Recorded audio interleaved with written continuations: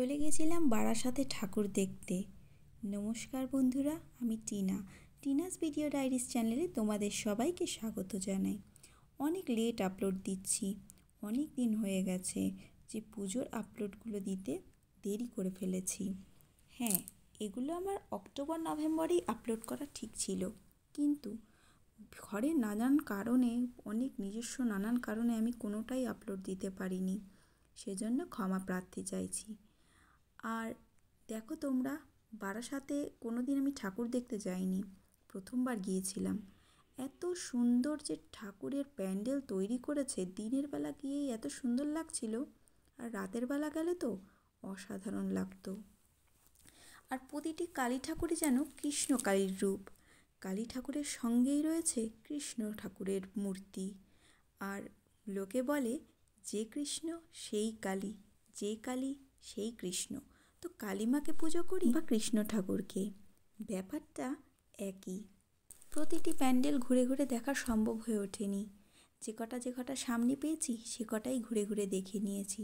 ছোট বড় মাঝারি যে কোনো সাইজের পেয়েছি সেরকমই সাইজের প্যান্ডেলের মধ্যে ঢুকে গিয়েছি। আর দেখতে পেয়েছি বাঙালির অপূর্ব কার্যের শিল্পকলা। অনেক সুন্দর করে সাজায়, আর এত কোটি কোটি টাকা খরচা করে ডেকোরেশন করে, সেটা অন্য রাজ্যের কেউ যদি এসে নিজে চোখে না দেখে তাহলে তারা বিশ্বাসই করবে না। আমার তো খুব ভালো লাগে ঠাকুর পুজো দেখতে। তোমাদের কেমন লাগে সেটা অবশ্যই কমেন্টে জানিও। দেখো, উপরের প্রতিটি সিলিংগুলোকে কত সুন্দর করে সাজানো হয়েছে। আইডিয়াগুলো কোথা থেকে যে খুঁজে পায় এরা, তা আমার জানা নেই, কিন্তু যারা এই আইডিয়াগুলো বের করে না, তারাও খুবই ক্রিয়েটিভ মানতেই হবে। আর উপরে এত সুন্দর, প্রতিটা প্যান্ডেলের ভিতরে এত সুন্দর কার্যকলাপ, আমি দেখে মুগ্ধ হয়ে গেছিলাম।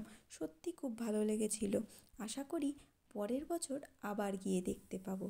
হ্যাঁ, আমার ভিডিওটা অবশ্যই তোমাদের একটু সাদামাটা মনে হতে পারে, কারণ যেহেতু আমি রাত্রেবেলা যাইনি, লাইটিংও আমি শ্যুট করতে পারিনি।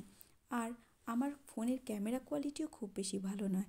তবে হ্যাঁ, যেটা আমার কাছে আছে আমি সেটা দিয়েই ভিডিও করার জন্য চেষ্টা করেছি।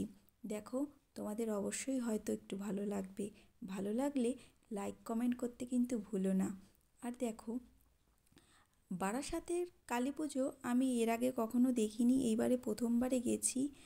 আর চেষ্টা করব পরের বছর থেকে আবার যেতে।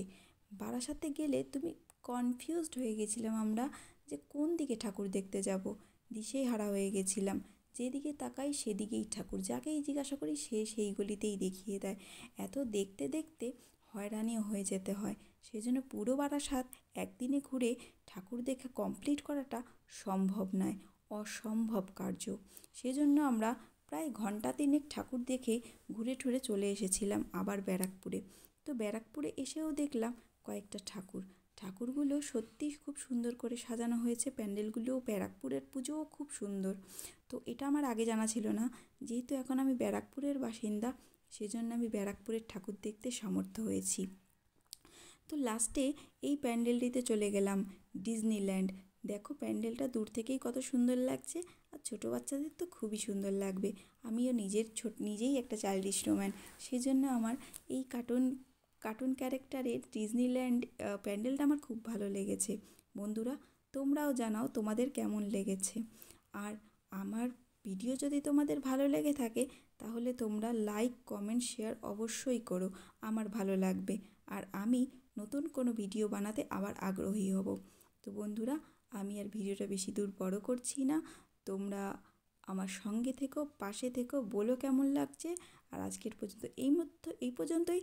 টাটা, বাই বাই, আবার দেখা হবে, চলে আসবো।